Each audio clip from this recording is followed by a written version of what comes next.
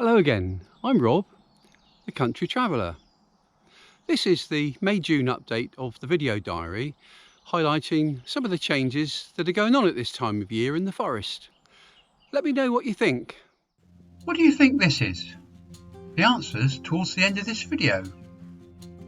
At the beginning of May, most of us were still in lockdown. There was very little traffic on the roads and the pubs were still shut. One day we saw a very rare sight, the vapour trail of an aircraft overhead. Under the pine trees, the forest floor was covered in pine cones that had fallen from the trees. New growth appeared on the fir trees.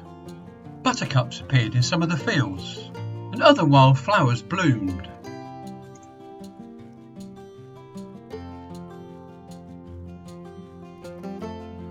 Blackberry bushes were covered in flowers.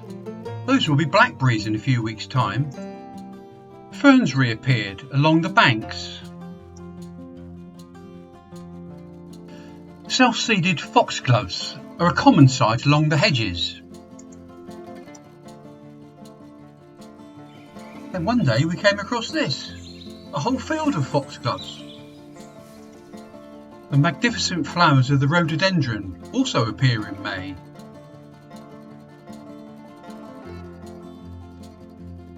May was very hot and sunny. Many of the small streams dried up or had very little water in them. In mid-May, the Prime Minister announced that we could drive out for the day to take exercise.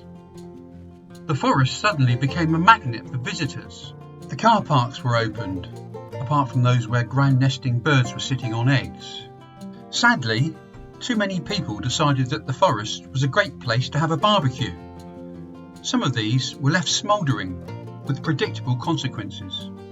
If you visit the countryside, please don't have a barbecue. May is the month when the new forest ponies have their foals.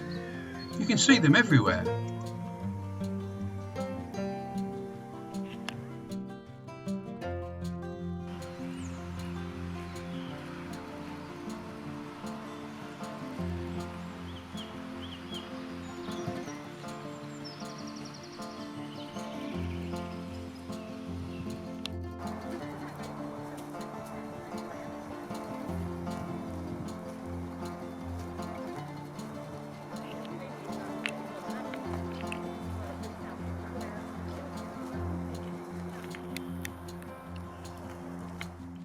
And don't forget the donkeys.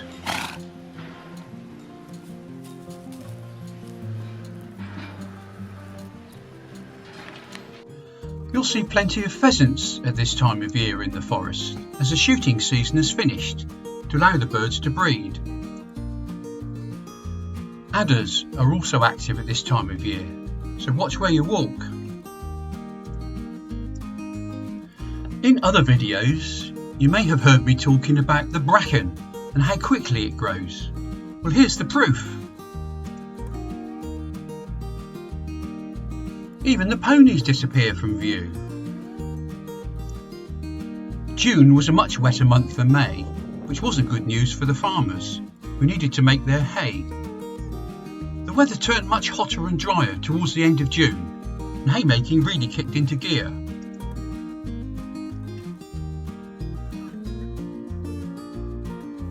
It was a tight squeeze to carry this load of hay back to the farmyard.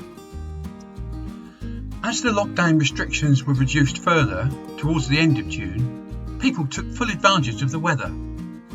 The traffic went from this to this in late June. Many of these cars will be heading for the beaches. Here's Bournemouth Beach. Others were headed towards the forest for the day. Earlier, I asked you what this is. This is cotton grass. If you see this, you can be fairly sure that the ground is wet.